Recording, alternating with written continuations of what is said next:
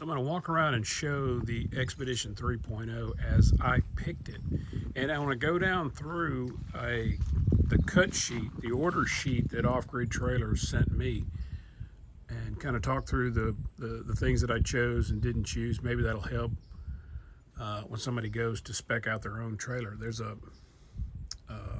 There's copies of these. If you hadn't already started the order process, you can go to some of the trailers they already have in inventory, and there is actually an order sheet for those trailers. Pretty close to what you're going to see when you place your order. I placed my order, worked with Chris Miller. After we got started through the process, we went through a couple of iterations with it. And of course, there's been changes and upgrades even since I received mine, which was in the middle of October. Now this filming right here is early November, so there already have or even maybe some minor differences there as they continue to improve the product. So anyway, this is a 2024 Expedition 3.0, and again, I'm going to run down my order sheet. So the first thing they do is offer a custom wrap, perfect for you guys that are that have side gigs or whatever. I did not. I went ahead and did not spend the extra money to get a custom wrap. I went through the wraps that were available with OGT. Wanted to match a GMC truck, which is Thunderstorm Gray. And so you can kind of see I was kind of headed toward a gray color with some blacks in it to kind of more match. Matches pretty good. I did not go with a roof rack upgrade. This is a 4-bar rack. I think you can see it up there over the top of the Max fan. I am not planning any heavy haul up there. As a matter of fact, I've got a project coming up in the future where I'm going to put fixed solar up there. I have no need to run a rooftop tent or anything like that. So that's where I'm going. I did go next with the diamond plate running boards. That is an upgrade and well worth the small amount of money that's going to be required on there. Next thing on the cut sheet that they're going to offer you is the max coupler. There's the end that's on the truck. There's the max coupler on the trailer. Again, that one would be highly recommended. I'm running the Timbren suspension. Did not want to spend a very large amount of money. You look at your order and see what you're talking about there in terms of thousands of dollars to go up to the FabTech suspension. Might be worth it if you're really into rock crawling, that sort of thing. Talk to them about that. I did go with the upgraded jack and have found that I am absolutely already loving this one right here. I mean, it absolutely works beautiful compared to a standard jack, which I used to have one on a boat trailer. So spare tire and carrier, yes, I did go with a spare tire. A lot of people don't run them. I'm kind of one of those that would rather be safe than sorry, so that's what I did. Rear stabilizer jacks. These are something that I originally was kind of I don't know if I'm going to go with that. I am absolutely glad that I did, because I actually use them for a little bit of leveling. I don't take take the trailer and bear weight entirely on the stabilizer jacks, but they are great for a quick level, particularly in an established campground. Works pretty good. I did not go with the next item on there, which is a rear hitch receiver. Had no use for that. What I have done instead was that is where my rear view camera GM product and also a line level for leveling up the trailer. They do have a blank that goes in there that covers that up. Mine is like a back order item they intend to send, but probably I'm going to store that and then maybe use that later. Additional lighting. Yes, I did go with the additional lighting. There is LED strip lighting is what they do now in this rear cabinet, which is controlled by the switch that's inside where the shower is. You have under trailer lighting. This is right here, which is controlled by the switch that's inside the electrical cabinet. Your interior lighting you can dim up and down. That's well worth it. Of course, you have your exterior lights, and then there is a light also that's inside where the stove and the sink are. Did not go with an extra propane tank bracket. What I'm going to do is I'm running a separate tank on a fire can, so that'll be my backup and spare. This is the one that comes standard. That is with the trailer. 11-pound tank. Holds about 2.5 gallons of propane. When you go to fill up, by the way, this is an extra. When you go to fill up, and they're going to want to fill you up by the number of gallons. It's a 2.6 gallon. If you go 2, 2.25, 2.5, you're good to go there. There's the Dometic. That's the 55 liter. That's the fridge freezer. It's included. I did not upgrade to the larger, which is certainly available. Maybe I may regret that one before long. No exterior Bluetooth system does not do me any good. No paper towel holder. I'm gonna deal with that in another way. There's certainly ones that are made out of canvas that will hang. I did not go with a wind deflector and a spice rack. If it's that windy, because I'm running a 270 awning, will have the walls on. If it's still too windy in a 270 awning, I'll go drive through McDonald's or whatever. Yes, I did go with the bed upgrade, primarily because the thickness of the mattress gives extra comfort for an old guy like me, but it is a convertible mattress. When you do the upgrade, there you go. You can pull it up into a couch situation. If I'm traveling single and take my Beagle with me, I don't want him on top of the bed. What I'm going to do is convert to the couch, which would put me into basically a more narrow single mattress for me to lay on, and then that'll expose the floor here, which would be good for the Beagle. Half width stowable interior shelf, powder coated hardware on both sides. That's all standard stuff right there. I did not go with a TV bracket. I have no intention to sit in the trailer and watch television. I did not go with the privacy shades, and this was I really, for the price, I probably should have. I mean, they're only $150 for the pair. That may be a decision that I look back on and probably can get them from OGT and install them myself or come up with something like that.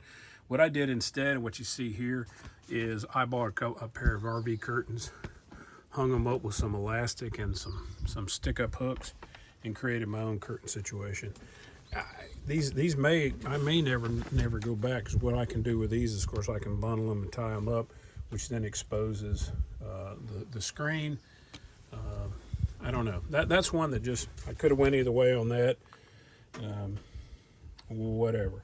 I didn't go with the device holder. No, that one didn't spark my interest at all. I did go with air conditioner rough end. So just know that your rough end comes, but then you got to buy your Zero Breeze Mark II. Now they're coming out with the 3, so their 2s may not be available. What's going to happen after that, I don't know. That might be something that you better talk to OGT. I did go with the Max fan, the Deluxe Max fan. It has a remote that hangs over here that you can take. So far, this is what we have used. Has been this Max fan right here, because when it opens up and then you have the variable speed on there, that's a 10% run right there. I have found that in the weather that I've camped in so far, it's been perfect for just drawing just a little bit of heat out of the night. Gives you a small circulation of a breeze going through. Been absolutely wonderful. I like that Max fan. It has worked great. Okay, on to the other side of the sheet. The first thing that's obvious for me was the furnace. We did not go with the furnace. A couple $1,000 furnace. We live in the southeastern United States. The idea that we're going to be running propane heat down here just ain't gonna happen. We very rarely get snow. We very rarely get real low temperatures. When I do go out west, I don't see myself being in the deep snow, but I do have alternative plans should that occur. So it just wasn't worth it to me. I was better running a lot of electricity, spending my money there than on the furnace. You guys up north, go for it. I would suspect that everybody up there would recommend it. I did go for the 2000 watt inverter. A few reasons is one, that's where I am going to run a little bit of heat. I bought an electric RV heater, which has that very low start to it, so you don't get that high amperage hit when you first start it up. And then I've used it. I camped a night, it was 39 degrees in Indiana when I picked this up and was on the way home. I slept comfortably inside without any heat at 39 degrees outside. Kicked it on in the morning, and in just about 3 or 4 minutes, it was so balmy in there, it was easy to get up and get clothes on and get everybody rousted out, so forth. There are dual 100 amp hour LiPos in here. I went ahead and went with both of them. Of course, everything comes in wired up. There's a trick to doing the app. I may post about that later. As usual, the IT guy programs the app at GoPower. He doesn't actually end up using it, and so it's not really intuitive. What'll end up happening is you set the whole thing up according to what it looks like is the right way to do it, and you don't end up actually pulling 200 amp hour. You only got 1 amp hour until you go back and do it a few more times to kind of figure out what's going on. But may post another one about that. I did go with the portable solar panel with the controller and the expansion, because that's my intention, is to run more electricity than anything else in terms of heat. But I am going to come back and put solar up on the rack. GoPower is now offering 200 watt panels that are similar, they're actually the same size, I do believe, as the 100 watt panels. So I can put 400 watts of solar up on top of this, and so whether you're driving along or sitting in camp, as long as there's sunlight up on top, you're getting power off of it. But you do have portable panels. I do have those just in case I'm in a situation like I am right now where it's fairly shaded. If I don't have shore power, I can set the portable panels out into some direct sunlight and get some power off of them. Good to go on that. I went with the passenger side 270. You'll notice you can go either way. You can go passenger or driver side. 270 was my choice about whether or not to go. I don't know if whether or not somewhere on down the road I might add a 180 on the other side, or probably go with 23.0, and some others have the more rectangular awning that pulls straight out. May go with that, and that way I can cover the door on this side. If you have 2 people sleeping in the trailer, sometimes it's easier to go around and get in, even in inclement weather, than it is to climb through. But we'll see. I haven't decided about that. The good thing about the awning is I've checked that, is I am going to be able to build my solar up on top and not interfere dimensionally with either the awning cover or the max fan. So that's one thing I did check. I did not do, next item, I did not do the shower enclosure and bracket system. I just wanted the flexibility there of being able to do something maybe a little bit different. Like right now, I'm running this little pop-up right here. That's really just, I'm in an established campground. That's really to give some privacy, be able to whiz in a bucket rather than walking up to a bathhouse every time you got to take a whizzer. I didn't do the 23.0 boot bag or the tent gear loft. That's something that you can add on later on, buy it from OGT or buy it from another one like it, or wherever else you can pick up a 23.0 product. I did not get the additional fire extinguisher.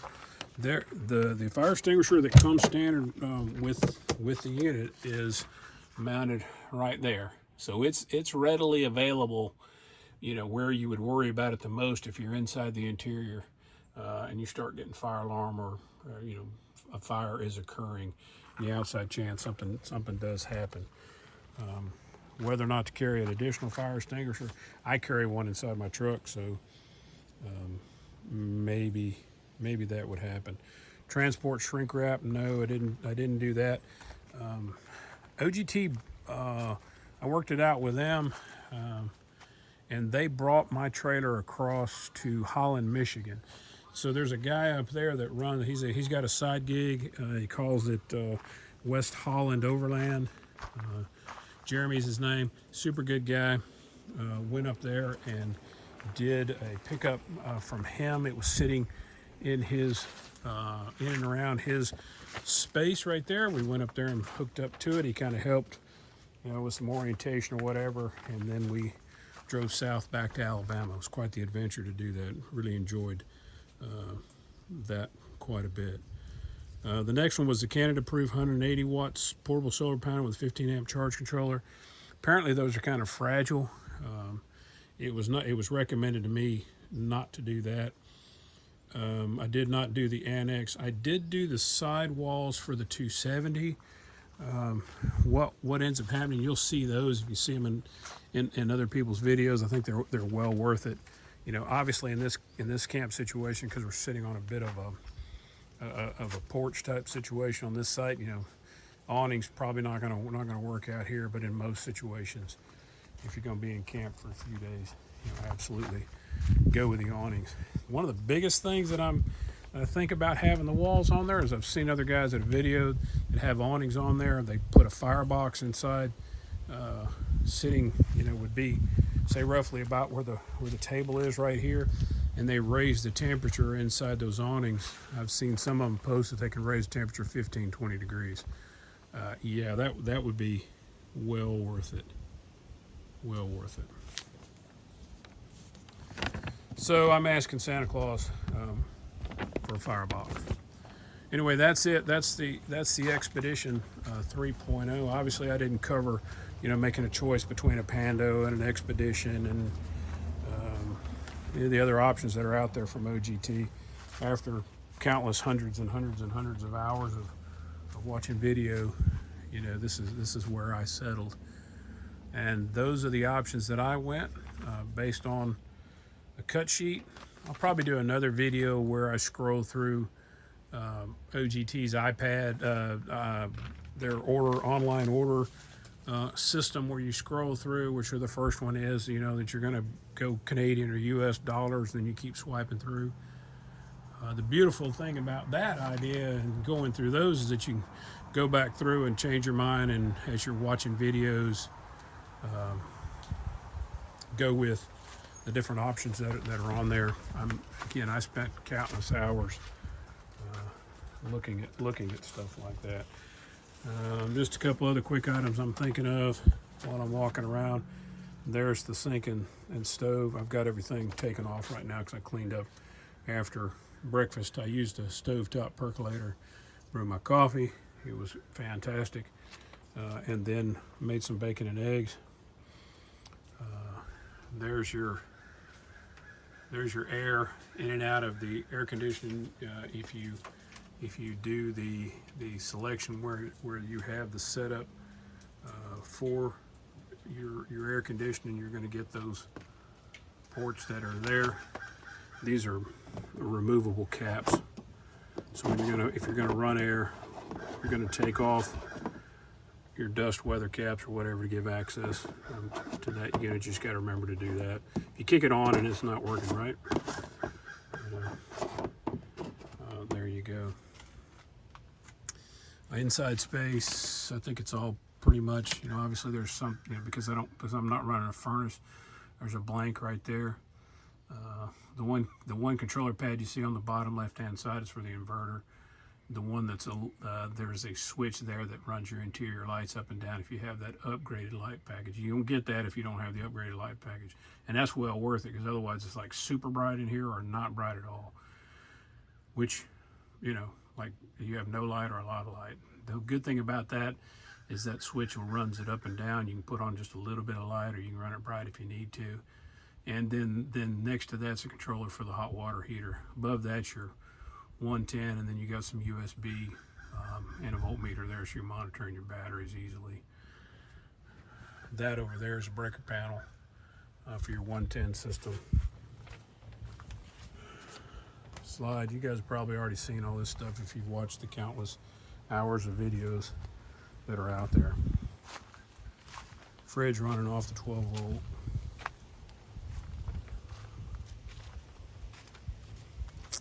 Here's your connection for your shore power.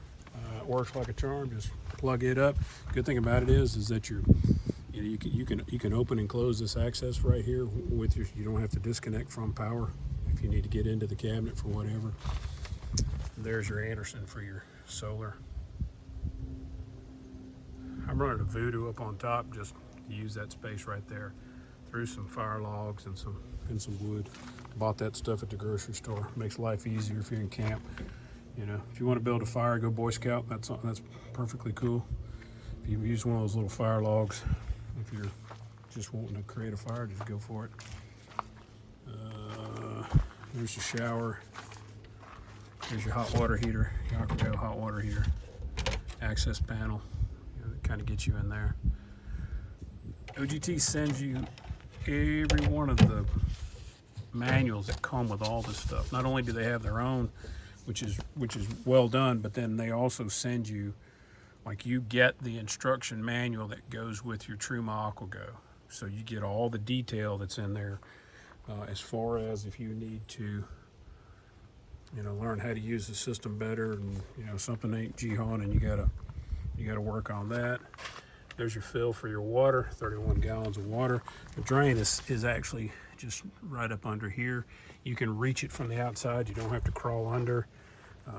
Makes it easier to drain water if you're gonna flush and do that. Again, those are your jacks used for stabilizing. I do use them for a little bit of leveling. I mean, obviously you're not gonna take a tire completely off the ground. You don't need to do that anyway.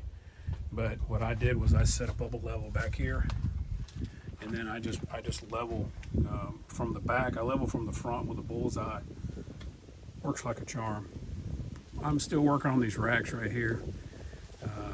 Trying to figure out. I've asked Santa Claus for a few gear bags that I think I'm going to go soft-sided on everything rather than hard.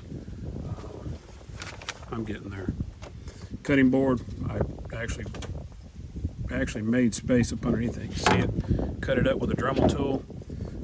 The intent there is when it sets on the fender, then it sits over the fender light right here. So I've Dremeled out this space right here so I can set a cutting board here. If the fenders are more dirty, then you can take a clean cutting board out, set it up. These are all extras, stuff that I've done so far. This is the heater that I have for the inside. This True North electric space heater. They sell it for RVs and boats and stuff like that. Works like a charm. Works really good. I keep a 5-gallon bucket on board to drain the sink. Right now it's in the party, so I don't have to walk up to the bathhouse every time I got to open the whiz. I think that's about it. Yeah, I think so. Anyway, that's just a quick rundown. Hope it has value to you. And I can tell you this, you'll be absolutely thrilled. Enjoy your OGT.